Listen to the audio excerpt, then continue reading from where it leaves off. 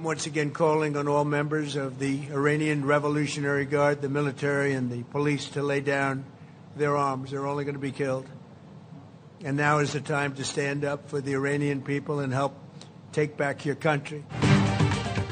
امریکی صدر ٹرمپ کا پاسداران انقلاب ایرانی فوج اور پولیس سے سرنڈر کرنے کا مطالبہ. کہا اب وقت آ گیا ہے ایران میں سیکورٹی فورسز عوام کے ساتھ کھڑی ہوں اور ملک کی بحالی میں مدد کریں. پاسداران انقلاب ایرانی فوج اور پولیس ہتھیار ڈال دیں. پاسداران انقلاب فوجی ارکان نے ہتھیار نہ ڈالے تو مارے جائیں گے. پاسداران انقلاب فوجی ارکان سرنڈر کریں اور اپنا ملک واپس لیں. ایران میں ہتھیار ڈالنے والوں کو کارروائی سے استثنا دیں گے. سرنڈر کر کے استثنا لے لیں یا پھر موت لیں. پاسداران انقلاب ایرانی فوج پولیس نے ہتھیار نہ ڈالے تو موت کے سوا کچھ نہیں ملے گا. ایرانی سفارتکاروں سے کہتا ہوں رجیم کے خلاف بغاوت کر دیں. ایرانی سفارتکار جس ملک میں ہیں وہاں پناہ کی درخواست دے دیں. امریکی نیوز ویب سائٹ کو انٹرویو میں صدر ٹرمپ نے کہا ایران کے اگلے سپریم لیڈر کے انتخاب کے عمل میں ذاتی طور پر شامل ہونا چاہتا ہوں. خامنائی کے بیٹے مشتبہ خامنائی کی قیادت کسی صورت قبول نہیں. ہمیں ایسا شخص چاہیے جو ایران میں ہم آہنگی اور امن لا سکے.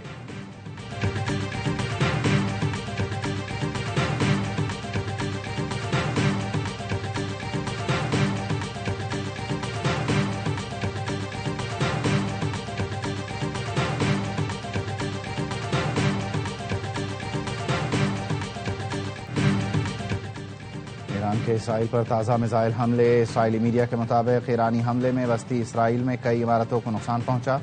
مرکزی اسرائیل میں کئی عمارتوں کے شیشے ٹوٹ گئے. حملے کے بعد عمارت میں آگ بھڑک اٹھی. اسرائیلی ہسپتالوں میں چند زخمیوں کو منتقل کیا گیا ہے. ایمرجنسی ٹیمیں متعدد جگہوں پر ریسکیو کارروائیاں کر رہی ہیں.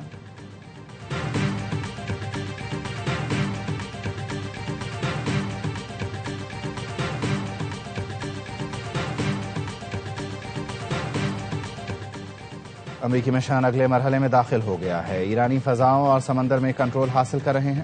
امریکی وزیر جنگ اور کمانڈر سینٹرل کمانڈ کی پریس بریفنگ. پیٹ ہیگسیت کا کہنا تھا امریکہ کے پاس ایرانی مہم کے لیے ہتھیاروں کی کوئی کمی نہیں. ایران افواہیں پھیلا رہا ہے کہ وہ کامیابیاں حاصل کر رہا ہے.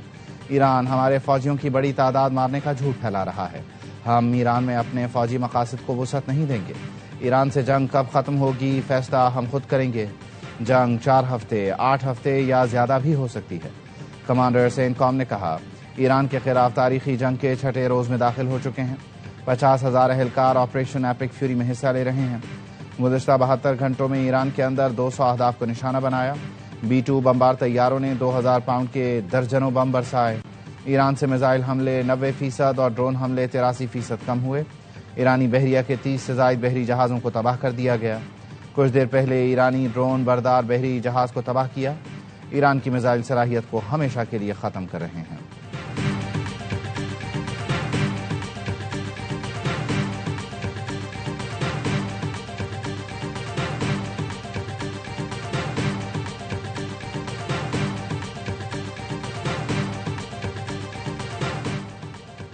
ایران پر امریکہ کے زمینی حملوں کا انتظار کر رہے ہیں.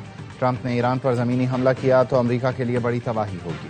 ایرانی وزیر خارجہ عباس عراقچی نے کہا صدر ٹرمپ آپ کا بلا مقابلہ فتح کا پلان اے ناکام ہو گیا. پلان بی اس سے زیادہ بری طرح ناکام ہوگا. ہم نے جنگ بندی کی کوئی درخواست نہیں کی. مذاکرات مسترد کرتے ہیں. ایران کو امریکی سرزمین اور شہریوں کو نشانہ بنانے کی ضرورت نہیں. خطے میں امریکی فوجی اڈے تنصیبات ایران کے نشانے پر ہیں.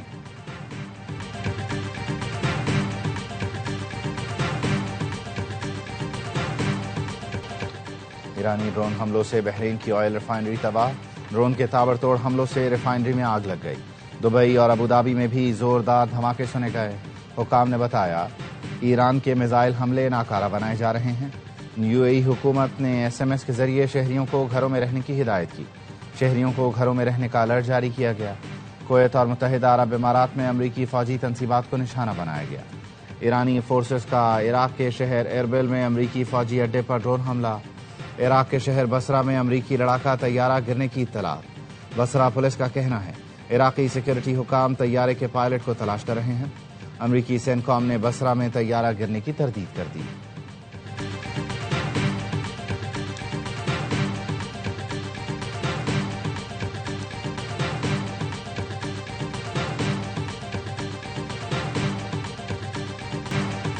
پاکستان میں صرف 2 ہفتے کے پیٹرولیم ذخائر رہ گئے، پیٹرول ڈیلروں کا دعویٰ۔ ایسوسی ایشن نے اوگرا کے اعداد و شمار غلط قرار دے دیے۔ چیئرمین پاکستان پیٹرولیم ڈیلرز ایسوسی ایشن عبدالسمیع خان نے کہا پیٹرولیم مصنوعات کے ذخائر صرف 14 روز کے ہیں۔ اوگرا غلط بیانی کر رہا ہے، پیٹرول نہ ملنے پر حالات خراب ہو سکتے ہیں۔ آئی جی پیٹرول پمپوں کی حفاظت کا بندوبست کریں۔ لاہور میں پاکستان پیٹرولیم ڈیلرز ایسوسی ایشن کے عہدیداروں نے پریس کانفرنس میں کہا پیٹرول طلب کے مقابلے میں 50% کی کٹوتی کر دی گئی۔ پیٹرول 2-3 دن بعد مل رہا ہے۔ آئل مارکیٹنگ کمپنیاں مصنوعی قلت پیدا کرنا چاہتی ہیں۔ چند دنوں میں پیٹرول اور ڈیزل ملک سے غائب ہو جائے گا۔ عالمی منڈی میں تیل کی قیمتوں میں اضافہ۔ عالمی منڈی میں برینٹ کروڈ کی قیمت $85 فی بیرل تک پہنچ گئی۔ WTI کی قیمت $81.60 فی بیرل ہو گئی۔ ہمارے پاس کروڈ، مو گیس اور جو ڈیزل ہے اس کے ذخائر موجود ہیں۔ LNG اور LPG اس پہ ہم دیکھ رہے ہیں کہ کہاں کہاں مالیکولز اویلیبل ہیں، لیکن LPG کی بھی اس وقت ہمارے پاس ذخائر موجود ہیں۔ لیکن یہ ایوالونگ سچویشن ہے، we are looking at both the price and the supply. ملک میں پیٹرولیم کے کافی ذخائر ہیں۔ وزیر خزانہ نے پیٹرولیم مصنوعات کی قلت کی خبریں مسترد کر دیں۔ محمد اورنگزیب نے بتایا خام تیل اور گیس کے علاوہ LPG اور LNG کے ذخائر بھی ہیں۔ حکومت کی خام تیل کی سپلائی اور قیمتیں دونوں پر نظر ہے۔ حکومت کا ہر ہفتے پیٹرولیم مصنوعات کی قیمتوں میں رد و بدل پر غور۔ پیٹرولیم مصنوعات کی ذخیرہ اندوزی روکنے کے لیے اقدامات کیے جائیں گے۔ توانائی کی بچت کے لیے قومی ایکشن پلان کی تیاریاں بھی شروع۔ کورونا دور کی طرز پر آن لائن اور اسمارٹ آفیشل ورکنگ کی تجویز زیر غور۔ تمام دفاتر میں صرف ضروری اسٹاف رکھنے کی تجویز زیر بحث۔ مارچ میں تعلیمی اداروں کے آن لائن سیشن پر مشاورت۔ پاکستان بھارت کی آبی دہشت گردی کا سامنا کر رہا ہے۔ بھارت نے سندھ طاس معاہدہ یک طرفہ اور غیر قانونی طور پر معطل کیا۔ مستقل مندوب عاصم افتخار کا اقوام متحدہ سلامتی کونسل کے اجلاس سے خطاب، کہا پاکستان پانی کو بطور ہتھیار استعمال کرنے کے عمل کو مسترد کرتا ہے۔ پانی کا بطور ہتھیار استعمال علاقائی امن و سلامتی کے لیے خطرہ ہے۔ عالمی برادری بھارت سے سندھ طاس معاہدے کی پاسداری کرائے۔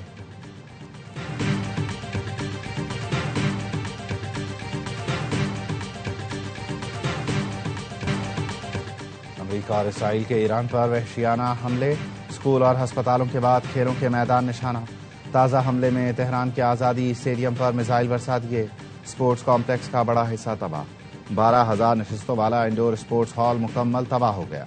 تہران سمیت مختلف شہر دھماکوں سے گونج اٹھے۔ 6 دن سے جاری جنگ میں 1230 افراد شہید ہو چکے۔ ایرانی ہلال احمر کے مطابق ہفتے سے اب تک ایران کے 174 شہروں کے 636 مقامات پر 1332 حملے کیے گئے۔ ان میں 105 شہری مقامات کو نشانہ بنایا گیا۔ 14 طبی مراکز اور ہلال احمر کی 7 عمارتیں بھی نشانہ بنیں۔ WHO نے 13 ہسپتالوں اور طبی مراکز پر حملے کی تصدیق کی۔ اسرائیل کا لبنان میں جنوبی بیروت پر نیا فضائی حملہ۔ لبنانی وزارت صحت کے مطابق اسرائیلی فضائی حملوں میں 123 افراد جاں بحق ہوئے۔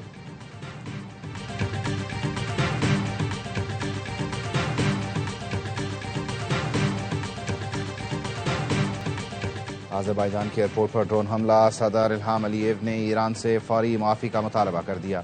الہام علییو نے کہا ٹرمینل بلڈنگ اور ایک اسکول سمیت سویلین علاقوں کو نشانہ بنایا گیا۔ ایران نے آذربائیجان پر حملوں کی تردید کر دی۔ نائب وزیر خارجہ کاظم غریب آبادی نے کہا ایران اپنے دوست ہمسایہ ملکوں کو ہدف نہیں بناتا۔ ایران کے امریکی اڈوں پر حملے جاری، دوحہ میں مسلسل دھماکے۔ قطری وزارت دفاع کا کہنا ہے اس کا فضائی دفاعی نظام میزائل حملے روک رہا ہے۔ قطری حکام نے شہریوں کو ہنگامی الرٹ بھی بھیجے۔ سعودی وزارت دفاع نے بتایا الجوف میں ایک اور ڈرون مار گرایا۔ الخرج کے قریب 3 ڈرون مارے۔ کویت کے قریب کارگو کنٹینر کو نشانہ بنایا گیا۔ حکام کا کہنا ہے کنٹینر کویت کی حدود سے 60 کلومیٹر دور تھا، عملہ محفوظ رہا۔ ایران نے آج بھی UAE پر 7 میزائل اور 131 ڈرون فائر کیے۔ صدر مملکت اور وزیر اعظم کو ترکی اور آذربائیجان میں میزائل گرنے پر تشویش۔ حملے میں کشیدگی کے خاتمے کے لیے فریقین سے تحمل کا مظاہرہ کرنے کی اپیل۔ شہباز شریف کی ملیشین ہم منصب اور انڈونیشیا کے صدر سے ٹیلی فونک گفتگو۔ ایران پر اسرائیلی حملوں اور مشرق وسطیٰ میں بڑھتی کشیدگی پر گہری تشویش کا اظہار کیا۔ فریقین پر زیادہ سے زیادہ تحمل کا مظاہرہ کرنے پر زور دیا۔ وزیر اعظم نے افغانستان سے متعلق پیش رفت سے بھی آگاہ کیا۔ رہنماؤں نے باہمی دلچسپی کے تمام امور پر قریبی روابط برقرار رکھنے پر اتفاق کیا۔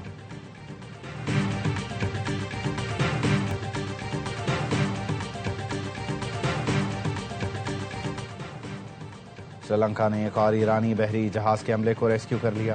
امریکی ٹی وی کے مطابق ایرانی بحری جہاز IRIS بو شہر سے 208 اہلکاروں کو محفوظ مقام پر منتقل کیا گیا۔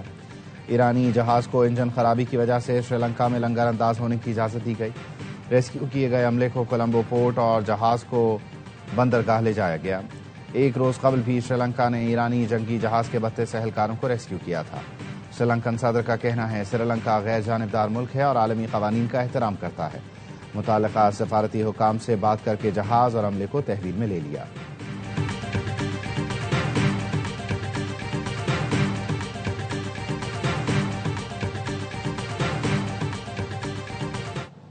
I can announce today that we're sending 4 additional Typhoon jets to join our squadron in Qatar to strengthen our defensive operations in Qatar and across the region. برطانیہ کا خلیج میں دفاعی آپریشنز مضبوط کرنے کے لیے مزید 4 ٹائفون جیٹ طیارے بھیجنے کا اعلان۔ کیئر سٹارمر نے کہا طیارے قطر میں پہلے سے موجود برطانوی اسکواڈرن کا حصہ بنیں گے۔ نیٹو کے سیکرٹری جنرل کا کہنا ہے نیٹو براہ راست اس جنگ میں شامل نہیں، لیکن یورپی اتحادی امریکہ کی مدد کر رہے ہیں۔ اگر یورپ کی مدد نہ ہوتی تو واشنگٹن کے لیے یہ مہم چلانا مشکل ہوتا۔ روسی وزیر خارجہ کہتے ہیں امریکی حملوں کا مقصد خلیجی ملکوں میں درار ڈالنا اور ایران کے پڑوسیوں سے تعلقات خراب کرنا ہے۔ ماسکو جنگ روکنے کی ہر ممکن کوشش کرے گا۔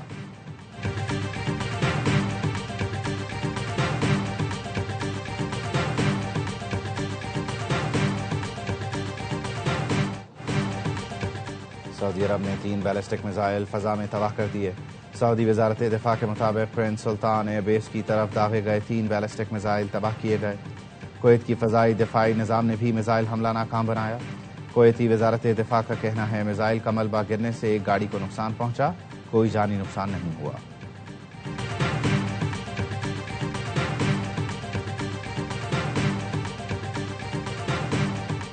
کانگریس نے صدر ٹرمپ کو ایران کے خلاف جنگ جاری رکھنے کی اجازت دے دی۔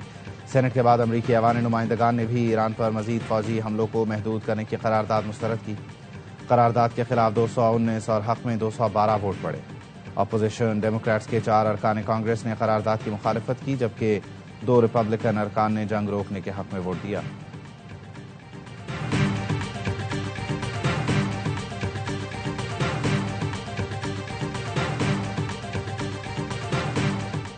ایسا لگتا ہے ایرانی نیول بیس پر امریکی حملوں کے دوران اسکول تباہ ہوا۔ نیو یارک ٹائمز کی رپورٹ۔ لکھا مناب میں نشانہ بننے والا اسکول بحری اڈے کے قریب قائم تھا۔ امریکی فوج بحری اڈے کو نشانہ بنانے کے لیے کارروائیاں کر رہی تھی۔ امریکی محکمہ جنگ اسکول پر حملے کی تحقیقات کر رہا ہے۔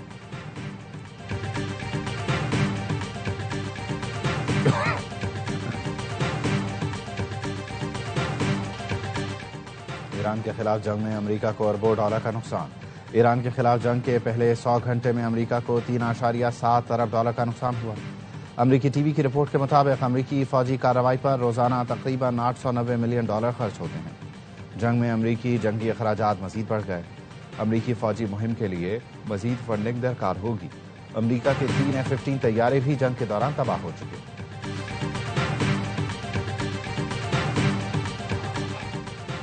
خلیجی ملکوں میں سفارت خانے پاکستانی شہریوں کو سہولت فراہم کریں۔ وزیر اعظم شہباز شریف کی ہدایت۔ ایران سے پاکستانیوں کے انخلا میں مدد پر آذربائیجان سے اظہار تشکر۔ بحری تجارت کو درپیش چیلنجز پر وزیر برائے بحری امور جنید انور کی سربراہی میں 11 رکنی کمیٹی قائم کر دی گئی۔ جنید انور کہتے ہیں پاکستان کی بندرگاہیں عالمی ٹرانس شپمنٹ کاروبار کرنے کی صلاحیت رکھتی ہیں، مؤثر لاجسٹکس اور مسابقتی سہولتوں سے بین الاقوامی شپنگ لائنز کو راغب کر سکتے ہیں۔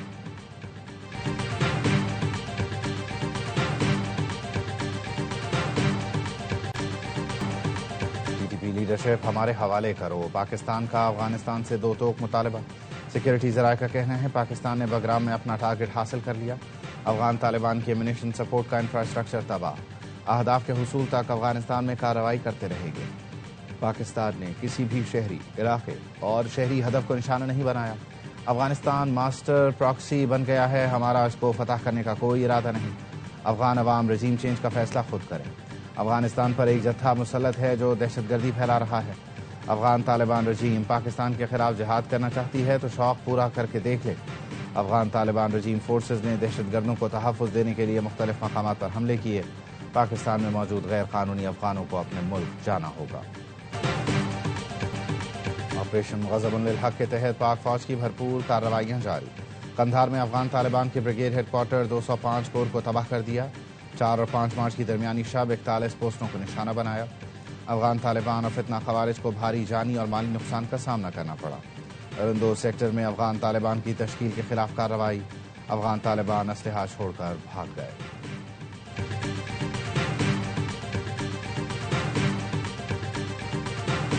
کرپشن کے خلاف جو ادارہ آپ بنائے اس کے سربراہ کو اگر آپ اپوزیشن اور حکومت مل کر کے لگائے پھر حکومت خود اپنی مرضی سے اس کو 3 سال کی ایکسٹینشن دے دے، یہ بالکل غلط ہے۔ آج چیئرمین نیب کا ٹینیور ختم ہو رہا ہے اور آج انہوں نے قانون سازی کر کے اس سے بھی وہ پاس کر لیا، سینٹ سے بھی اور نیشنل اسمبلی سے۔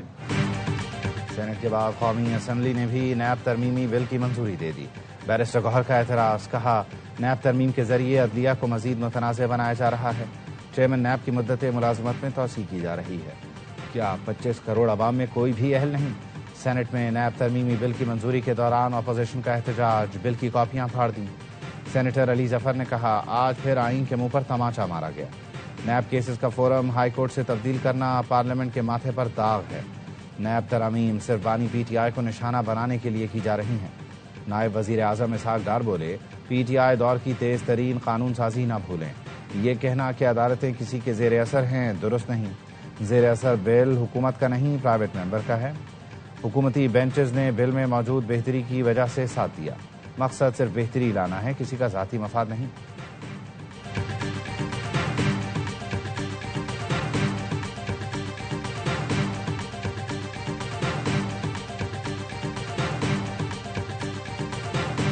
کراچی ڈیفنس فیز 7 خیابان جامی کے قریب رہائشی عمارت کی چھت سے خاتون گر گئی۔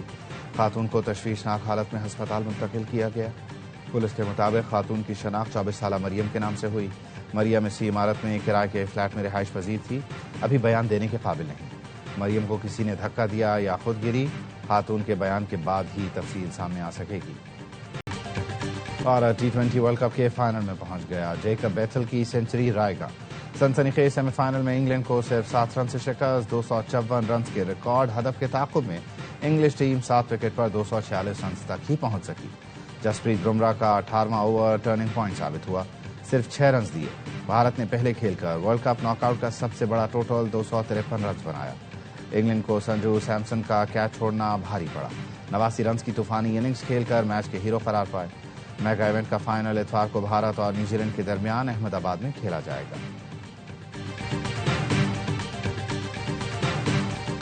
جیسی کرکٹ ہم دیکھنا چاہتے ہیں وہ میچ ہوا ہے اور جیتا انڈیا ہے 7 رن سے، لیکن کرکٹ کی جیت ہوئی ہے۔ ویری ویل ڈن دونوں ٹیموں کے لیے۔ ایسا سیمی فائنل اس سے پہلے کبھی دیکھا نہیں، ہائی سکورنگ 253 رن 7 رن سے میچ ہارنا، زبردست سینچری۔ شاندار سیمی فائنل دیکھنے کو ملا۔ سابق کرکٹرز کا ہر لمحہ پرجوش میں اظہار خیال۔ باسط علی نے کہا میرا مین آف دی میچ بمراہ ہے۔ کامران اکمل بولے ایسا ہائی سکورنگ سیمی فائنل پہلے نہیں دیکھا، دونوں ٹیموں نے اچھی کرکٹ کھیلی۔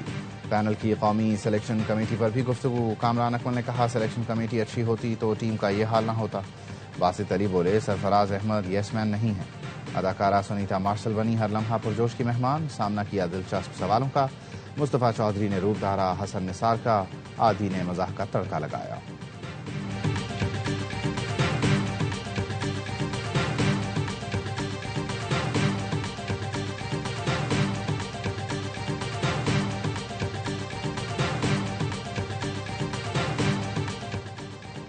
پاکستان کرکٹ بورڈ کی نئی سلیکشن کمیٹی میں 2 سابق کپتانوں کی شمولیت، مصباح الحق اور سرفراز احمد کو شامل کر لیا گیا۔ عاقب جاوید اور اسد شفیق بھی کمیٹی میں شامل۔ علیم ڈار ورلڈ کپ میں ٹیم کی ناقص کارکردگی پر عہدے سے دستبردار ہوئے تھے۔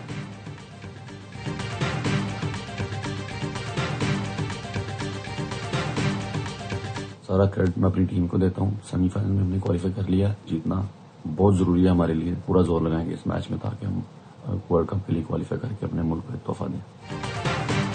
اور پاکستان کے پاس 8 سال بعد ہاکی ورلڈ کپ میں جگہ بنانے کا سنہری موقع۔ قومی ٹیم آج کوالیفائرز کے سیمی فائنل میں جاپان سے ٹکرائے گی۔ گرین شرٹس نے گروپ راؤنڈ میں فتوحات کی ہیٹ ٹرک کی۔ کپتان عماد بٹ کہتے ہیں ایونٹ جیت کر قوم کو تحفہ دیں گے۔ محسن نقوی اور حکومت نے بہت سپورٹ کیا۔